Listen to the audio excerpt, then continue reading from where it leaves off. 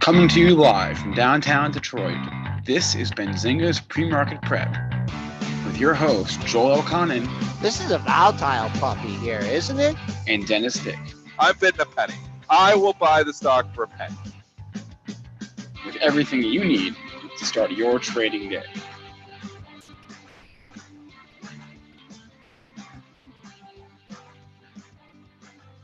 Good morning, everybody. Welcome to this Thursday edition of Benzinga's Pre-Market Prep. Spencer Israel, Joel Elconin, and Dennis Dick with you this morning. Seems like we're in the last push of the Q1 earnings season. We got a number of interesting reports both today, or yesterday, and today. We're in the final push here. So we'll talk about some of the earnings reports we got. We'll talk about the secondary offering in TWLO, the general just retail wreck that happened overnight, and interesting trades that were made yesterday after the bell and this morning in the pre-market session. Today's guest, Marc Chaikin from Chaikin Analytics. He will join us at 8:15. Joel, what is the word here overnight? We got a little green on the screen here, up 6 1/4 handles at 27.86 1/4. Good number on the upside. Our intraday high from yesterday, 92.75. Your pre-market high, 93. So there's a nice target on the upside.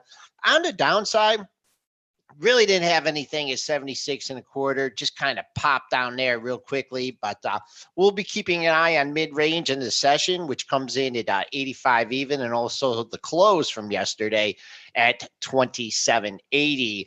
Crude cannot get a bounce here, flat here at 58.81. Gold in the red by 410 at 12.8220. Silver in the red by 1.6 cents at 14.39.5. Bitcoin just hanging up here near 9,000, only down $2.50 at 87 1/4. I just want to say that PMP is a family affair here. We have Robin, who's in the YouTube chat, scanning for ideas. And then her mom, Robin's mom, is in the pre-market prep chat. Why, John? So let us know if we have any other siblings or family members here. But glad we can make the show good for the entire family. Triple D, you look kind of focused in there. What do you see? I just saw American Tower going to buy Eaton Towers for $1.85 billion. I believe Eaton Towers is not public, so I've never traded it.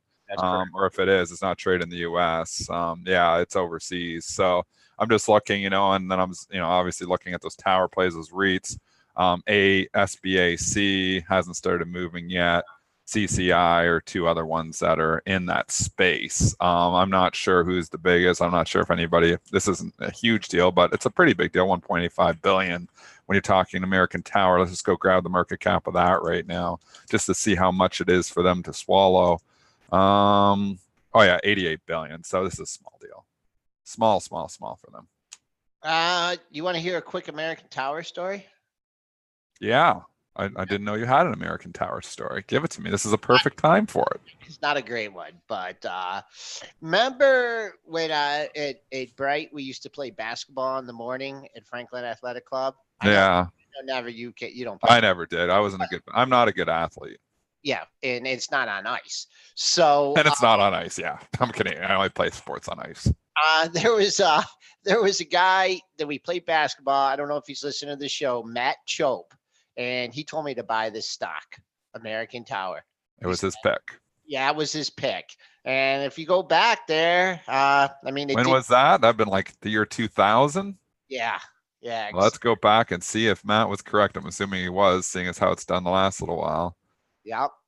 And does this have a I can only get data to 2014. This must have had a ticker symbol change. I have it going. I got some data here from going back to April of 2000. Yeah, that's what I got. $48, and then it took quite a haircut during the financial crisis. Actually went down. But it's back, so it worked out. So it worked out. So Matt Chope, he's an advisor. If you're listening, great. Good call.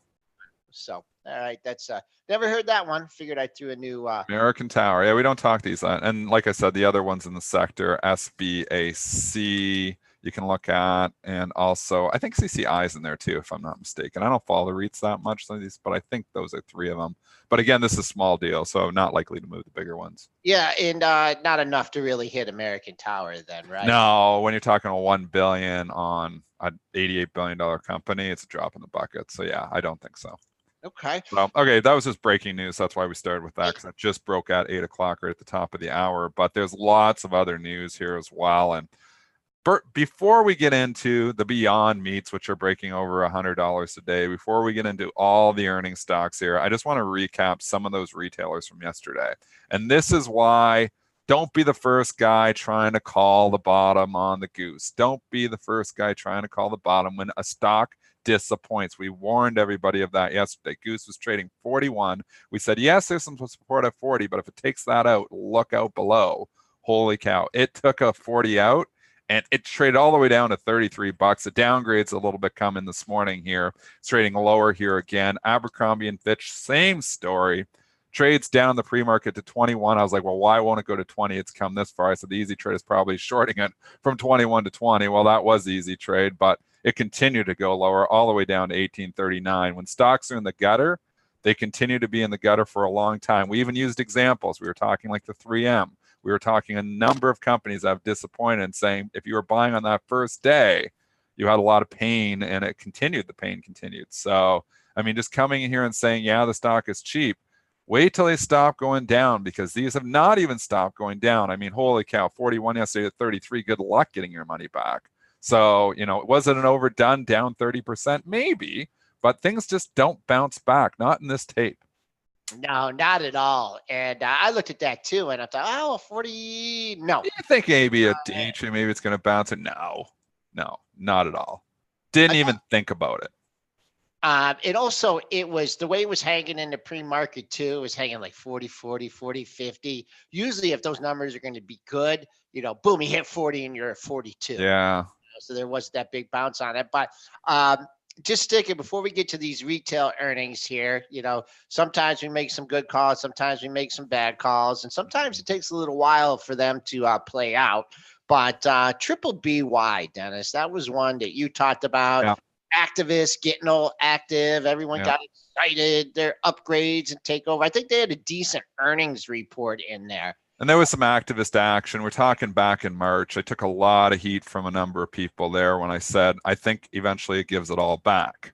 This was when the stock was 17.5. And I said, if I was long it, I'd be ringing the register. I also said, I don't want to short it because these things can stay, hot for a little while there. But I said, I think when the dust settles, when we look at this 6 months from now, that it gives it all back. Well, it didn't take 6 months. It took 2 months. And it's not only giving it all back, it's actually lower than it was when the activist action started. So again, these stories, when they're broken companies, even when the activists get in there, sometimes they stay broken. And we've been saying it for a while.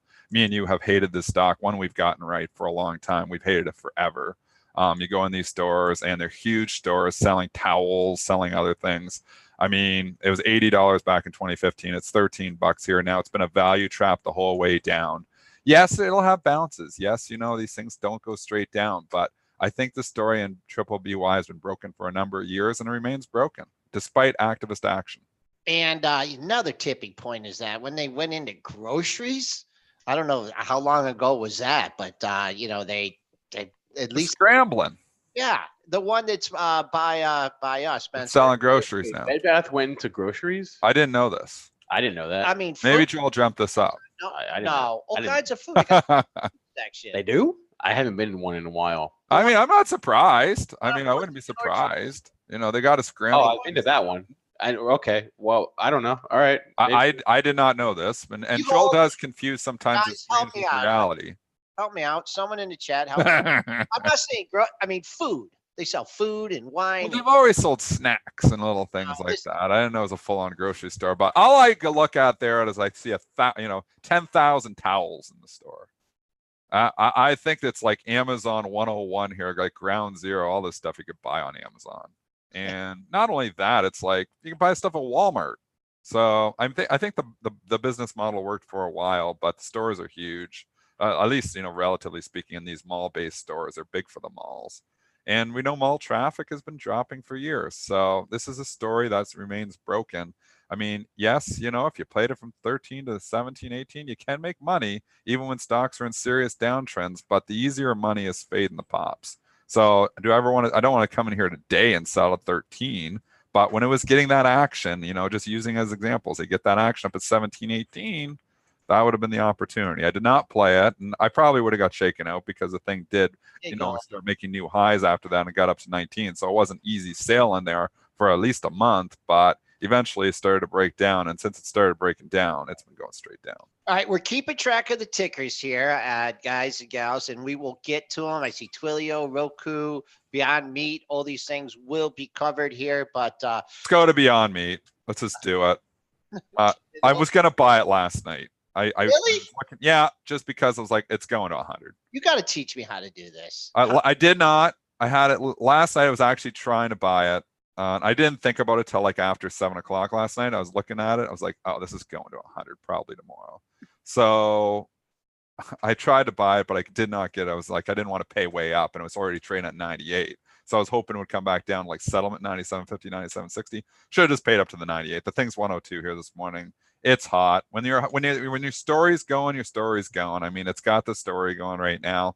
It makes no sense from a valuation perspective. Kramer's absolutely right, but I mean, the story is going. So, you know, we talked about it 4 days ago saying, you know, had a little double bottom in place. I thought the high was in. I thought the Spencer top, the 96.68 was the high. It obviously sold off significantly for 2 days after that. But when it put in that little double bottom, I mean, these newer stocks are looking for little technical formations like that. That little double top, 15, 16, 17, was sign of a temporary reversal. That little double bottom from the 21st and 22nd, that was the sign of a temporary reversal of that move too. And just started climbing, and now it's starting to go, you know, up and get into parabolic land. But I mean, there's nothing in here. Could go anywhere. So shorting this is hard. I mean, remember Tilray? Not saying this is Tilray at all, but this is a thinner stock. Remember Tilray going from like 100 to 300 in like 3 days. No, that was 1 day. That was the same day. That's why on these things they're very hard. You can say all you want that it doesn't make any sense, but remember the famous quote: "The market can stay irrational much longer than you can stay solvent." This is a story stock right now. The story is completely intact. So I thought NBC might have topped it, but it didn't. It's taken that out now. So now I would not want to be short this stock. I mean, this could see 110 today. Not joking. This could see $110 today. So I think you're a buyer of pullbacks until you get back down and you start breaking down through 100 again. And just to be clear, when you say there's nothing in here, you're saying there's no size in the book. There's not a lot of. It's just a thin stock too. There's not a lot. Yeah, but So and just to clarify, when your stocks are making new all-time highs, I never want to be short a stock making a new all-time high. I never want to be long a stock making a new all-time low, because there's no pain up there. There's no previous reference points. Everybody who owns a stock is making money. So nobody's looking to get their money back. And then the shorts are sitting here and saying, well, I don't want to get my head ripped off, so I'm not going to go there either. So liquidity on the sell side will be lower naturally. It's always going to be people who are going to take profits, but that's it. It's just people who are taking profits, not people hoping to get their money back. That's why I don't, when you see, the formation that we saw back on the 16th, 17th, that's when you can strike, when you get a little double top or something in place, something to lean on. There's nothing to lean on here. So this thing can go anywhere. And the story is strong. I mean, we've been straight down this market, stocks going straight up. So it's very difficult to come in here and say, okay, 102 is the top. I don't know. I think 6 months from now, I've said that already. I think the stock's going to be a lot lower. But in the next month or two, who knows where this thing could go? Go to 150. It could go anywhere. So I actually like it from the long side here, just on pullbacks. I wish I would have bought it last night. I'd be holding on to it if I did. Just one thing too about this one. I've only tried to short it once, and that's when it put a double top in at like 96 and change. And I had some puts. I think they were Junes or whatever. And then I actually had the puts the day that left hopped on it. Okay. And I just watched the trading action that day, and it hit it. It went down. I did cover, and I'm just like, it just didn't look like a left. I mean, just the buyers came in there, and I ended up covering a couple days later at like a very, very small profit. But man, sometimes when stocks is how they react to news is really important. With that one, I thought, hey, maybe it could go down to that level, but boy, oh boy, I don't know if he covered on that one, but man, he's been really making some calls lately. So it's 8:15 now. I'm keeping track of the stocks here. Goose and Juniper are up next. I lost track of time. 8:15. Let's grab our guest, Marc Chaikin from Chaikin Analytics, joins us every other Thursday. I'm going to ring him on the fly right now. Nice. Let's see if he. I like it on the fly. He had his coffee. All right, we'll find out. Marc Chaikin. Hey, Marc, how's it going? You are live. It's going well. We brought you in on the fly. You're live here, Marc, with PreMarket Prep here. What's on your radar here today? I mean, this market is wild. We saw a lot of defensive stocks getting hit the last couple of days. Safe havens. It seems like the only safe haven as of late is Beyond Meat. Would you have any other safe havens for us besides cash? I don't think Beyond Meat is a safe haven, but that's it is. It has been last year. year. Shouldn't get into. We're in a 3-day period here where the market should be going higher, and the reason is that we've had a month where the S&P is down over 5% and the bonds are up over 4%, and there are these huge multi-billion-dollar funds that sort of balance between equity and debt, and they should be buying stocks and selling bonds in here over the next 3 days. If that doesn't happen, then I'm fearful we'll break the 200-day at 27.55, and then the next real support is at 26.50. So this is a period where we've been recommending buying dips, actually done quite well with that strategy, but there comes a time when you have to look at the market action and say, where's the buying stimulus going to come from? And right now, I can't imagine a tweet coming from President Trump that could possibly turn this market around. Good point. And I was thinking, in conventional thinking, well, lower interest rates are good for the market, right? I mean, supposedly, if you're having into a steep recession, no. So what, with the bonds going up, I'm thinking, hey, if there's a lower rate, that's usually, better for stocks. And I don't know. Just the way that the Fed funds rate and the way the TLTs, they are just flashing recession. And man, I don't see it out there. Marc, what about you? I don't see it yet either, but there's a second factor in here that we've talked about. This is the first time in my 50 years on Wall Street that we've had negative or zero interest rates in major countries like Germany and Japan. Mm-hmm. So that's putting undue, I call it artificial pressure on yields, because if you can get 220 on a 10-year or 230, it was 250 a couple of weeks ago, versus zero or negative interest rates in Switzerland, why wouldn't you buy U.S. debt? So I think the bond market is not functioning the way, say, it would normally be functioning in terms of a forerunner of the economy. And the bond market has actually been a very long leading indicator of the economy. So I agree with you that lower interest rates are positive. I'm not sure that we quite understand what's going on in terms of the dynamics of the demand for U.S. Treasuries, but clearly cash is the place to be. We did in our Sunday market letter recommend lightening up dramatically on utilities. The defensive stocks were just bid up to ridiculous levels. So there are a lot of themes playing out here. Weakness in semiconductor because of the potential disruption from the China tariff issues, rare earths, essential to basically 5G and every other electronic device we use. 87% of the production's in China. All these things playing out amidst political turmoil in Washington. I don't see where the buyers are coming from. This next 3 days are critical because there's latent demand for equities, as I mentioned, and the market better rally in here. Otherwise, you're going to see 27.55 broken. We're on the line with Marc Chaikin of Chaikin Analytics. Marc, you made Trump just commented too, by the way. It's funny that you mentioned I know. right when Marc was talking, he just came out and said that China would love to make a deal with the U.S. That's why we just lifted the couple S&P points here. But, there's a good point that Mark's making here is even these Trump tweets that somewhat hint at, maybe there's a deal coming, aren't getting as much love as they were in the past. I mean, it used to be we go up, 20 S&P handles on a Trump tweet, 20 S&P handles down on a Trump tweet.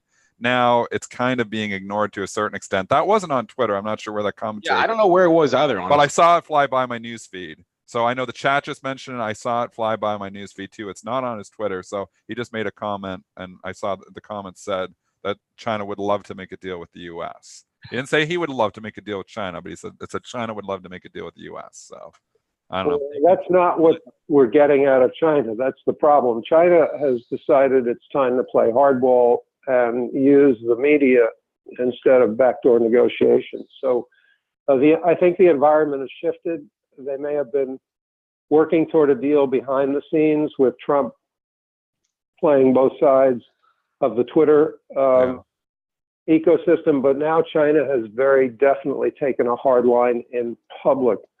So why not, really? Yeah. I mean, I agree with you here, Mark. They're taking, they're playing hardball here back, and I agree with them. I mean, if I was China, even just analyzing, I mean, you start thinking about it all. This does not, I think, Trump wants to say that this helps, our U.S. companies by, imposing all these tariffs and stuff. But we've had a lot of multinational companies coming out and saying that is not the case. So, I think, everybody else realizes it except Trump that this trade war is not good. In my opinion, it's not good for the U.S. No trade war is good, and it's not just the multinationals. Take a look at PVH this morning and Capri, the old Michael Kors, and retail in general. Anybody who buys their goods in China has to readjust their supply chain or see their costs go way up, and readjusting the supply chain takes time. So it's not just the Caterpillars, the Deeres, the Boeings, the Triple M's, the Honeywells of the world. It's retail, and guess who pays that price? It's the consumer. If costs go up, then the consumer is going to pay for that. It's not going to be absorbed. They're not in a position to absorb it. And retail has obviously a dual hit here with the Amazon effect plus the potential effect on tariffs. That's always the interesting thing. It's potential. Even PVH said, look, we're just having a bad quarter. Mark, I would just forget tariffs. Yeah, just to finish up on this topic. I mean, you're a longtime veteran of the markets like myself here. And I mean, when we started, obviously, there was no Twitter, LinkedIn, or cell phones or any of this stuff. But does it give you an uneasy feeling that the market is so susceptible to tweets, news, nothing substantial, no fundamentals? Does it give you obviously being a long-term investor, I'll stay in the market long-term. I'm not going to get out of things like this, but man, oh man, oh man. I mean, does it give you a little bit uneasy? Everything else, a lot of positives going on, but the fact that, he'll tweet like 12 times on like a Saturday morning or something. Does that give you? That does, that doesn't really bother me. And here's why. As we were going from 23.50 on Christmas Eve to 29.50, nobody was complaining about the tweets. You had a 25% rally in the large cap sector of the market, and nobody cared about the tweets. Now that the market is correcting 6%, slightly under 6%, we're all, keyed in on the tweets. It's distressing, but that's the world we live in. You got to ride the horse that you came in on. What's the old expression? It's not the way I would do business, but it's a fact of life right now. I mean, Elon Musk is another example of, the Twitter demon who got slapped down by the SEC. Unfortunately, there's nobody to slap down the president when it comes to Twitter.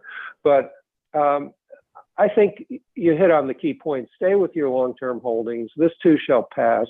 We're in that 5 to 10% pullback phase that comes 1 or 2 times a year on average. Usually lasts 4 months. Guess what? We're 4 months off the peak. 4 weeks rather. We're 4 weeks off the peak. So it's probably not the time to turn bearish. I'm just concerned about this period here, as I said, where the market has some latent equity demand. And I'd like to see that gain some traction so that we can get back up over 2,800. And then maybe once we get past the beginning of June, the market starts to look a little better heading into the G20 meeting. This is a pullback, and we're making a lot of it because we got used to, straight up for 4 months. Mark, so if this is a pullback and this is a buying opportunity potentially, what stocks are you looking at? Because we have had some significant pullbacks in some good names. If you had a little list, give us a couple, that you think is, a good deal at these prices. Yeah, so in electronic payments, we've loved MasterCard and PayPal now for a while. They were featured in Barron's. That means there's going to be a little selling pressure after that Monday spike. I like the insurance stocks, MetLife and Aflac. The software stocks are still being relatively good to us. Synopsys, SNPS, recommended it for a second time this weekend as our bullish stock of the week.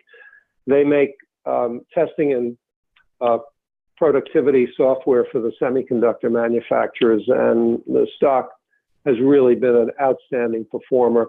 Interestingly, Motley Fool recommended it a week and a half ago, and Motley Fool tends to take a 5 to 10 year outlook for better or worse. So that encourages me that a stock that we liked at 97 is a buy down here at 116. Aerospace, particularly some of the smaller names like L3 and Leidos, look interesting. And this morning, Goldman Sachs upgraded Citicorp to a buy. Citicorp's the only stock I've been wrong on in my weekly market insights for the last 2 months, recommended it at about 69. It's trading down here around 64. Citi, I think, can grow, and Goldman, more importantly, thinks can grow without, a global boom and without interest rates moving back up. Stock is dirt cheap, selling under book value. I think you got to be very selective, but those are some areas of the market and stocks that we think are attractive here based on the power gauge rating. I mean, all the banks have given back the majority of their gains that they got there in April when we really started to pop up there, and Bank of America's given it all back. Citigroup's given the majority of it back. One concern for me, and I just want to get your thoughts on this too, is something we've talked about on the show for the last couple of years, and I believe it's why the banks continue to underperform. It's Deutsche Bank. I mean, this thing continues to go down. It's now $6.84.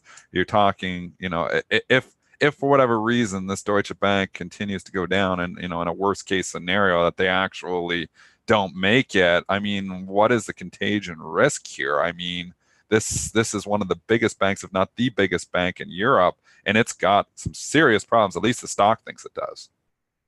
Well, yeah, the stock looks like looks like death. Looks like at Vail, but I quite honestly don't know the answer to your question. That's somewhat above my pay grade. Every time that we've looked at contagion, and let's just look at the last 20 years, the currency, Thai baht, 1997, the Russian bond collapse in 1998 brought on long-term capital management's demise.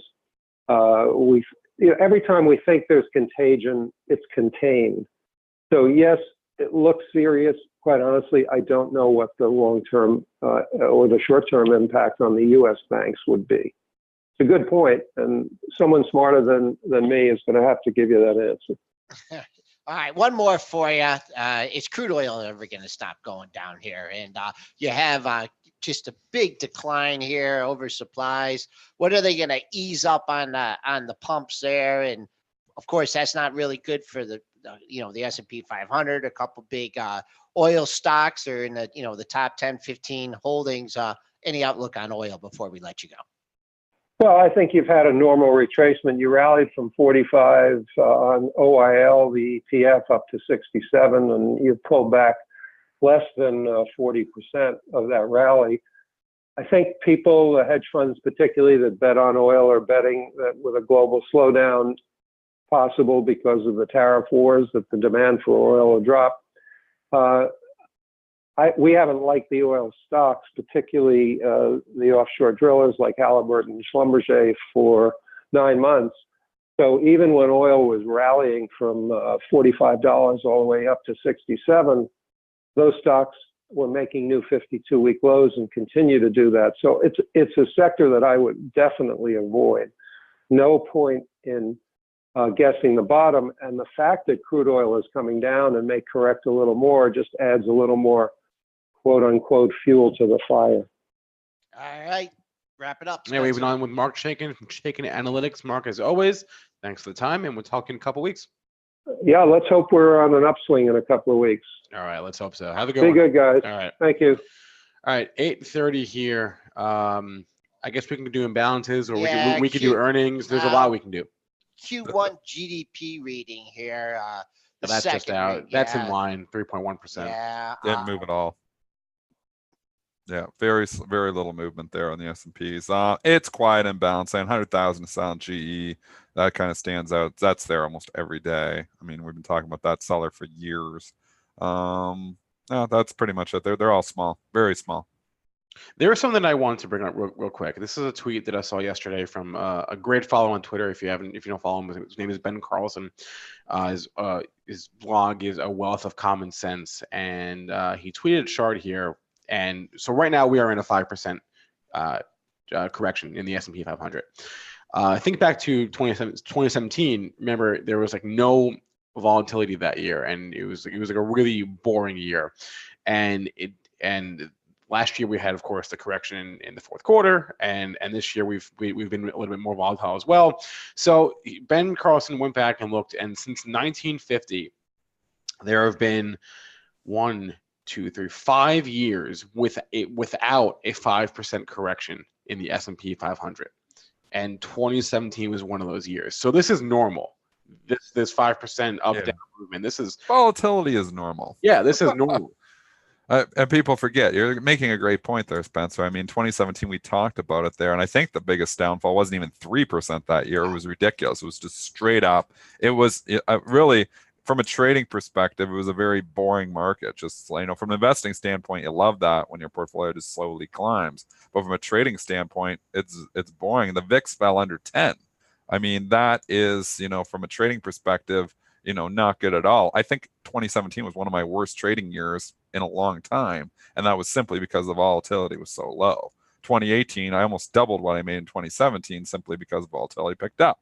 So I've always said in my own personal trading, from a trading perspective, that as the VIX goes higher, my trading profits go higher too, simply because I'm trading a lot of inefficiencies. So, if you're doing any type of stat arb, there's just more opportunity when you've got more volatility.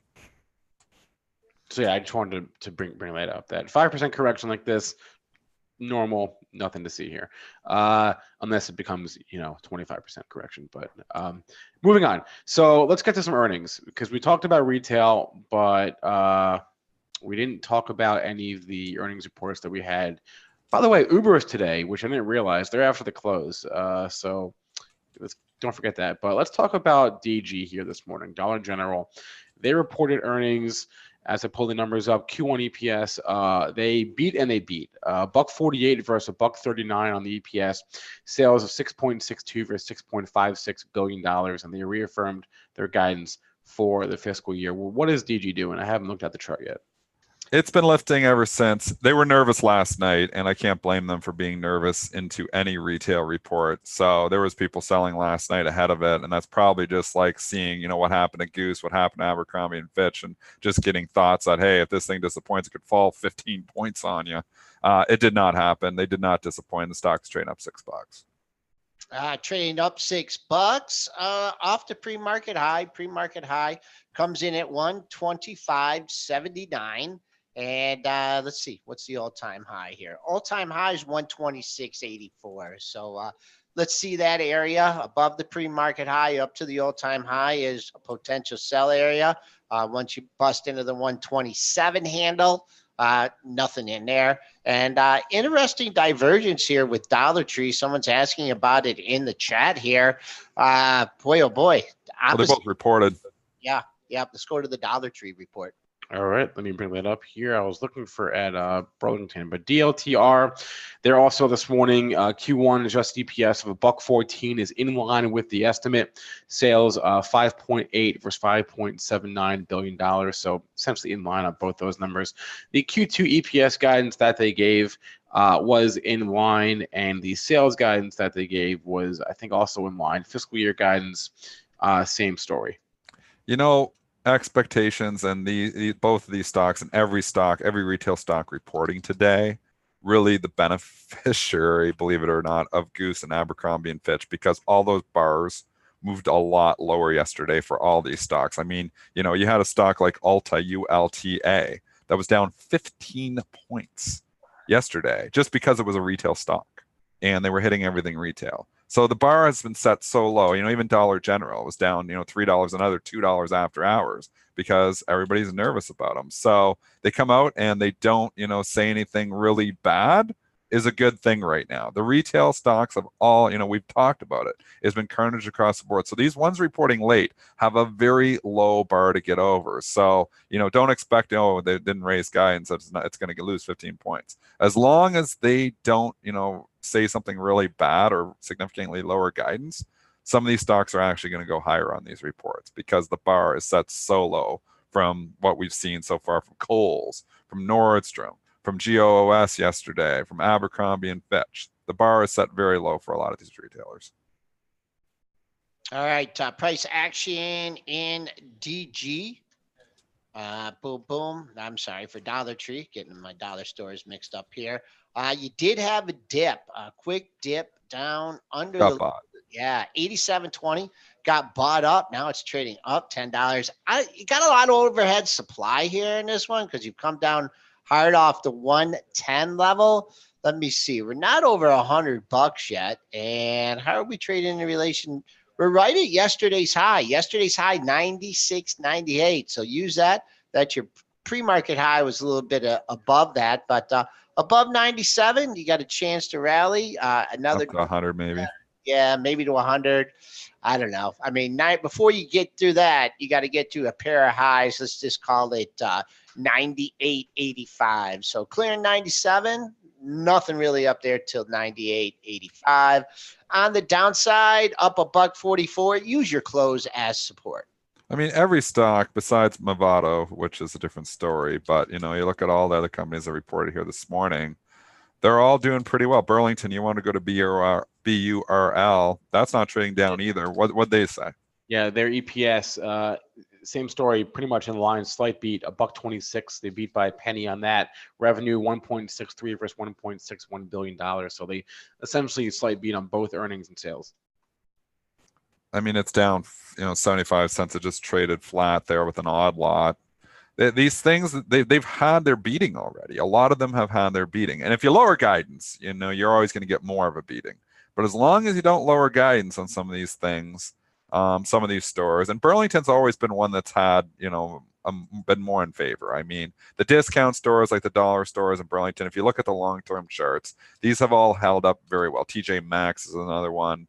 Ross stores, the discount retailers have always held up in the last couple of years much better than the big box or the traditional, department stores. The discount retailers have been doing better.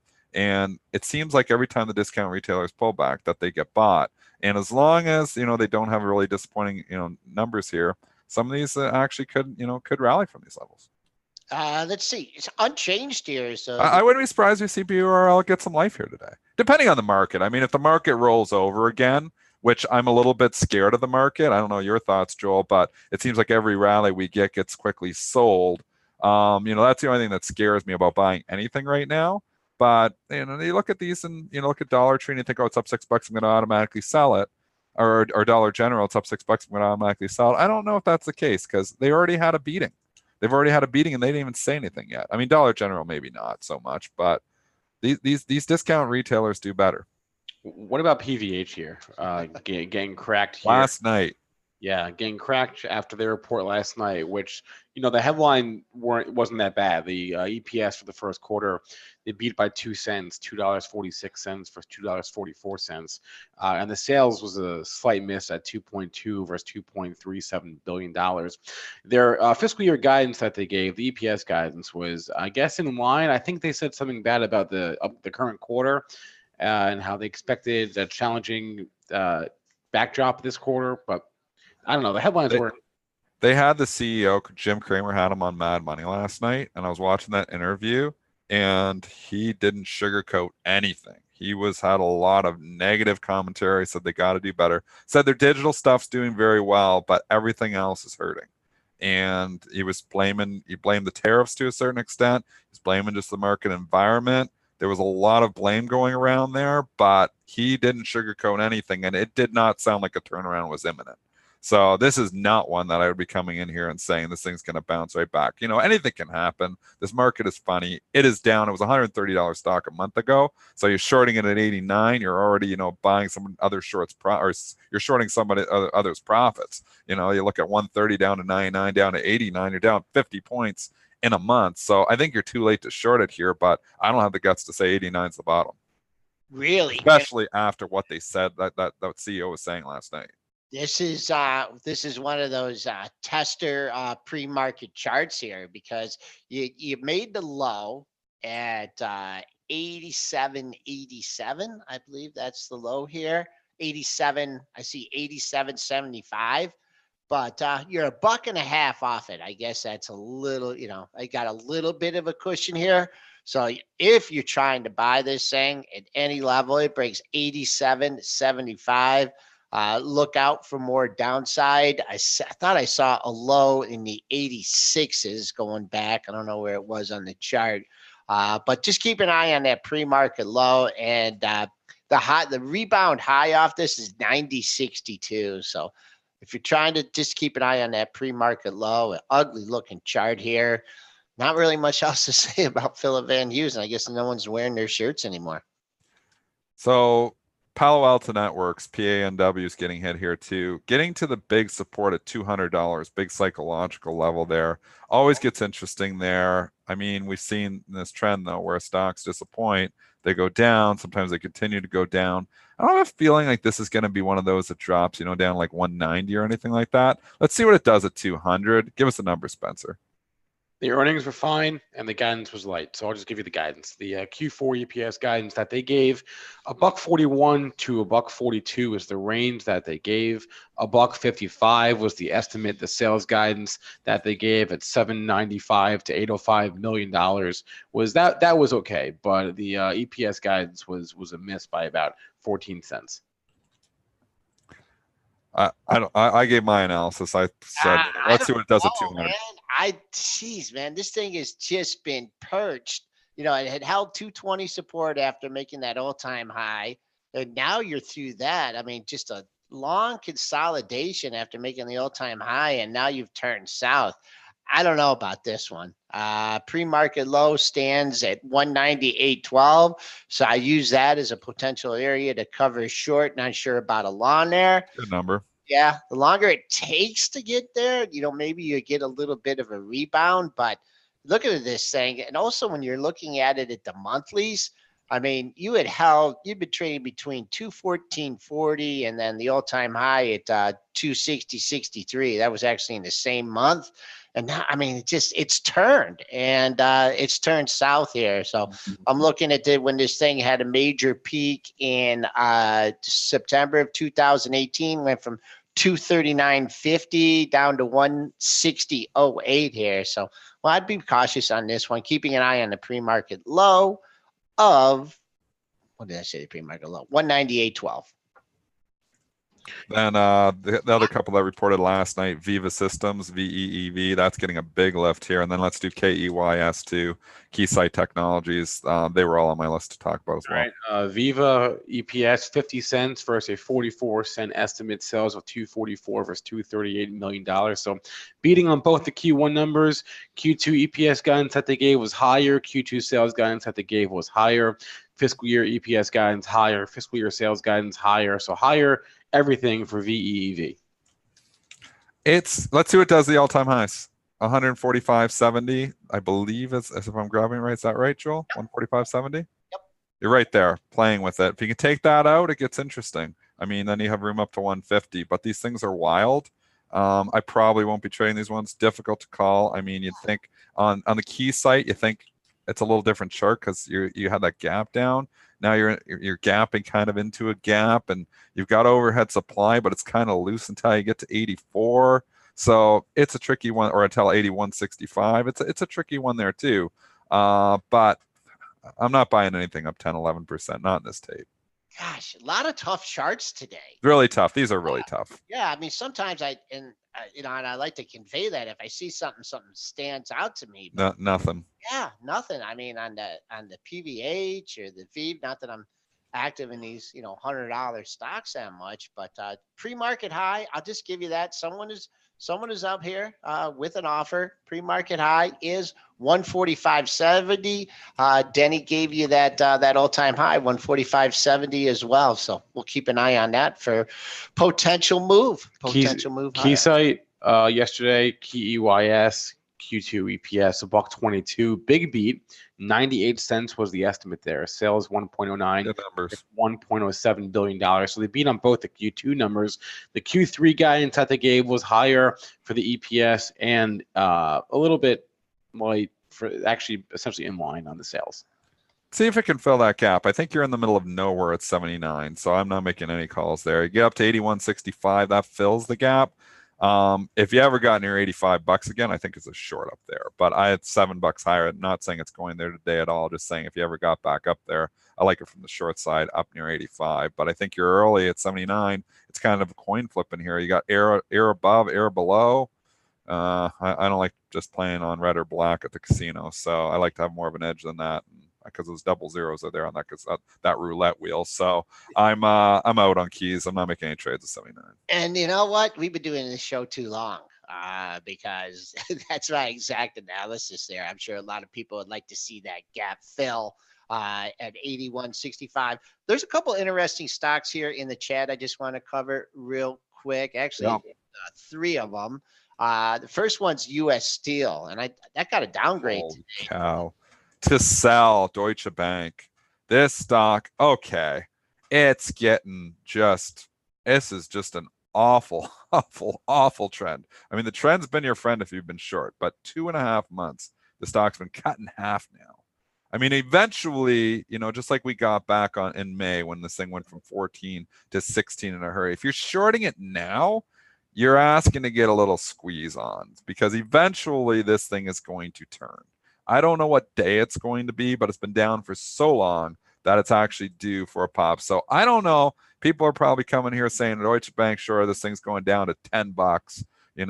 I don't know, man. I think if this thing could go positive, I don't know if today's the day, but it needs to, shrug one of these rating changes off because everybody hates this stock.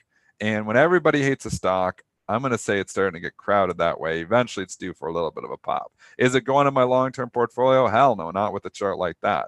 And, as a day trade, it's tough to call bottoms. And, I'm probably, really, this is something going completely against all my rules, trying to call a bottom. But I feel like I don't know why. I feel like X could shrug this downgrade off today. I don't know why. It's just in the back of my head.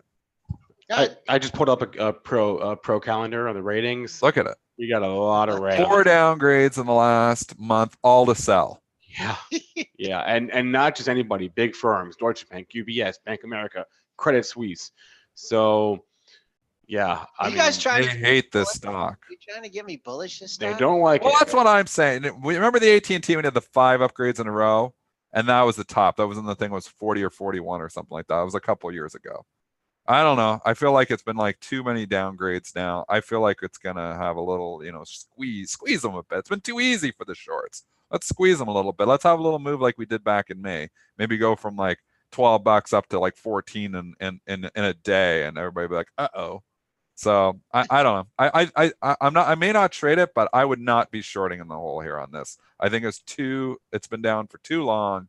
And eventually it could, potentially squeeze the day traders who have had too easy on the short side on this. It's trading right at yesterday's low here, 1264. It's ugly. Yeah, it's making a new low for the move. You have to go back to man, with just weird chart day. Let's see here. We're It's a below hard chart day. Not even weird. It's hard chart day. hard chart day. I see in March of 2016 it had an 852 low. So, but I don't know. I guess with a stock like this, it trades a decent amount of volume. I think you can lean on the book a little bit more. Is there any bids at 1250, Dennis? Is there? Oh, I didn't bring my book up. So Yeah, JB Spec, you got to grab the book because I didn't bring mine up yet. that's the only thing. I mean, if It's on something, my other platform. yeah, that's okay. If there's something in the book, then maybe something to lean on or eventually find a buyer. Seems like this thing just chews through anything in the book. It trades big volume and it can just chew through stuff. So it's a difficult one to say, okay, we got a level here. We got a major buyer, a major seller. It seems like at least the major buyer always seems to get done. What about Lululemon here? Bad day yesterday and that trading down 9 cents here. I can honestly say I do not see any support until 146.86, and that fills the gap. So it's in the gap area. They report. Let me look on my. When do they report? Yeah, that's interesting here. That's just a great example of what we were talking about. You've had every retailer, despite they didn't even say anything yesterday. They just lose 12 points. They are scared of retailers. I don't think they had any news yesterday, and I You don't know something. This Lululemon, if it stays weak like that, might be a buy into the report because they seem to always beat. Those stores are busy and they're hitting it on everybody else's bad news. This is one that I might like to buy ahead of the report. When do they report? Find out. They do always beat. They don't have a confirmed date, but I would expect it. June 12th, Spice says. June 12th. Okay, so we got 20 expecting the first 2 weeks of June. Let's see. Well, we'll do this analysis again and remind us the day before to reanalyze it. But if Lulu's still in the gutter ahead of its report, it seems to be. So, just like I played the Momo because it always beats, it seems like, on their earnings, or it always has. It was a good one. I might do the Lulu the same. And I mean, I had some guts on the Momo because I actually didn't do calls. I bought the stock flat out into the report because I thought they were going to beat, and they did. And on Lulu, I might do the same thing. We'll see. I don't normally do that, but I did in Momo's case. I might do it in the Lulu case. If we go back, we'll see what's happened on June 11th. That's my birthday. Yeah, Lulu actually announced it yesterday. They said our report is going to be released June 12th. They said the call will be so it's June 12th after the bell. So that's the confirmed date. Since Q1 of 2012, the stock has missed on the EPS 3 times and came in line once. So all those other beats. You're talking about like 20. So in 7 years, 4-20. So 24, 3-1. That's a pretty good record. Exactly. Or 1-3 or whatever. Over that time, the revenues have went from 285.7 million to 1.17 billion in last quarter. So you know what? They might be keeping an eye. That was a healthy revenue beat last quarter. I don't know if they're going to pay as much as a headline number, but like if you see that revenue dip to like 900 million or something like that, then you might get some people scared. But actually, I mean, just the uptrend here. Yeah. I mean, it's just been an unbelievable performer too, Joel. Like you think about the environment that we're in, and everybody's going and buying discount this and discount that. Your traditional, your mall. First of all, they're in malls. The mall retailers haven't been doing well. Secondly, is they sell high-end stuff. Like these things are expensive, and they sell this stuff. Think about how much money when you're buying a pair of yoga pants for $80 or whatever it is from them. What's their profit margins? I think they're more. I mean, it can't cost even close to that to produce. There are certain brands that I think are immune from this sort of thing, and that it really is. They are so elite. I think like Warby Parker. It's so elite. It's like the best of the best. Yeah. If there's any retailer I want to own, it's Lululemon. And and I'm a discount guy. But if there's any of these retailers, mall retailer, because most of these are in malls. If there's any mall retailer that I want to own, it's Lululemon. Those stores, you look at them, they're always busy. People are paying, ridiculous amounts of money for, these pants, and they're hot. The story is still intact. They make, some serious money or profit margins, at least on the stuff they're selling. And this chart says it all. And those numbers that you said it all too. In 7 years, they missed what you said once or twice or something? 3 times and 1 in line. Yeah, they always beat. Yeah, They always beat. on the EPS. I might actually buy this in the report. We'll see. All right. We got 5 minutes. Yeah. I want to go into some stocks in the chat. Okay, just CSIQ. Isn't that moving pretty good today? CSIQ. I hadn't looked at it. Solar, they reported last night. Yeah, or this morning. They reported. The earnings were this morning, 29-cent loss versus a 49-cent loss estimate. So that's a 20-cent beat. Sales 484 versus 469 $1 million. So beating the beat for CSIQ. Got a nice pop, but has faded a little bit, up 80 cents. Your pre-market high comes in at 1913. So there's a good target on the upside. And nothing. Really, I don't see anything. If we could get to that 1913, I do see a pair of highs just under 19.5, but you have leaked a little bit off that high. So you need to get back over 19 in a hurry. Okay, let's go to some chats. Yeah, TWLO was mentioned, and they had an interesting headline yesterday. They announced a secondary offering, a $750 million common stock offering, which you don't typically see for stocks that have moved the way TWLO has moved. Yeah, stock that's, these tech stocks. I was out of the blue. The market didn't see that coming. I don't know if they give the pricing on it yet, but it got hit $3 immediately on that news that they were going to dilute shareholders a bit. Obviously on pharma stocks, you see it all the time after a stock is a big pop because they got to fund the trials. I don't know what they're raising money for here. It's interesting though. All right. Yeah, we'll see. What was TWLO? Yeah, we were just talking how the drug companies like to do those secondaries, right? Well, they have to. The drug, they have a good trial. They get through the second phase, and they've got to fund trials for the third phase. They got to fund it. So you often see drug stocks get a pop and then do a secondary. It's just out of these names, these tech momo names, and that you haven't seen a secondary from any of these in a long time. So it's kind of out of the blue. No price out on it yet. Oh, okay. I don't think I haven't seen the price go by yet. And that's the thing is these prices really are like magnets, at least for a couple of days until the offering is over.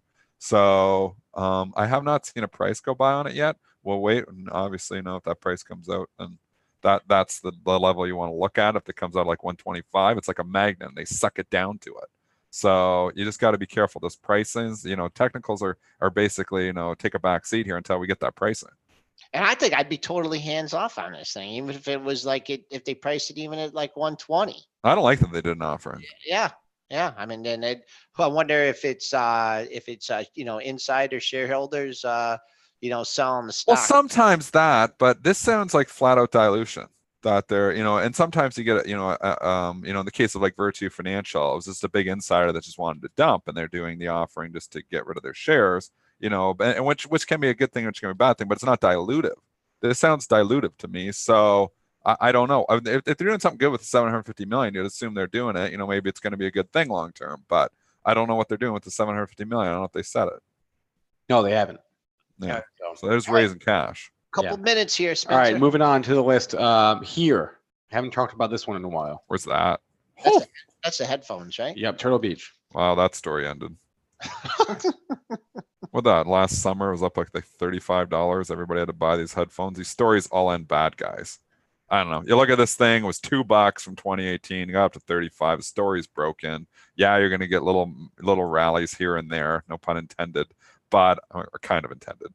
But below $8, I think this thing's continuing to drift lower. Trend is not your friend. I'm a seller of all rallies. With this one, I mean, if you're trying to buy it on the cheap, you do have trio of lows at 850, 841, 852, and 853. So there's your support. So if you want to do a little swing trade and risk a buck on it, if you want to wait and buy it on strength, see if it could ever get over $10. I mean, I see it broke under 10, went from 10.28 to 9.31 on May 13th. Haven't been over $10 in a while. So perhaps buying it on strength above $10 and leaning on that 8.5. Looks like maybe you got institutions poking around there a little bit, but pretty much a lot of red candles on the monthly. Doesn't look good. What other ratings? Citi up at Goldman. We mentioned X down at Deutsche Bank. Just quickly fly through a couple other ones, Mr. Israel. All right. Anheuser-Busch up at Argus to buy. Zynga up at Stevens to overweight. Comcast up at Guggenheim to buy. Cypress CY up at Morgan Stanley to neutral. We mentioned Citigroup already. Those are the big ones as in upgrade land. Downgrade land, Toll Brothers downgrade to neutral, Raymond James. Canada Goose downgraded Bank of America to neutral. Steel Dynamics downgraded Deutsche Bank to neutral. We mentioned U.S. Steel. Teva downgraded Bank of America, underperformed. Thank you very much. Verizon upgraded UBS. Downgraded UBS to neutral, and that's it. I think. Have you looked at Stamp lately, Dennis? STMP? No.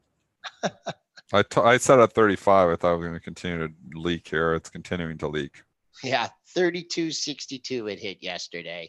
Closed at 33.51. So if you're leaning on something for that story's over. All right. I think this thing is $20 in 6 months. One more from the chat. Let's look at Google. I haven't looked at Google in a while. Okay. Either one is fine. Oh, man. One of the biggest positions in my long-term portfolio. I'm still a firm Google believer. The chart's been ugly, but I'm sticking with it. I've taken out my initial capital, so I'm playing with completely the house's money forever now. I think this is still one of the best companies in the world. I'd like to see it get back over 11.20. You had a pair of lows in that area, then you broke down to 11.0822 yesterday. So getting back over 11.20, I think would signal a little bit of strength. But new low for the move yesterday, 11.0822. So if you're trying to pick a bottom here, that's what you got to lean on, $10 away. And then we just haven't talked about Tesla in a while. And I think it got a price cut at Barclays. Thank you, Barclays. Couple lows in the same area. 186.22 was your low the other day, and then you hit 185.04 yesterday. So once again, swing trade. Gotta get out under. This is so many problems. Mark Yusko said it's a 0 yesterday on our show. He's a smart cookie. So until you get over 200, not interested in this at all. Not from trade. And, obviously debt problems are eating them up right now. It's eating them alive. I still love the cars. I still am a believer in Elon Musk, but those debt issues are killing them. You ever been in one of them? You ever been in? Yeah. Yeah, I remember I told you a story at Somerset Mall.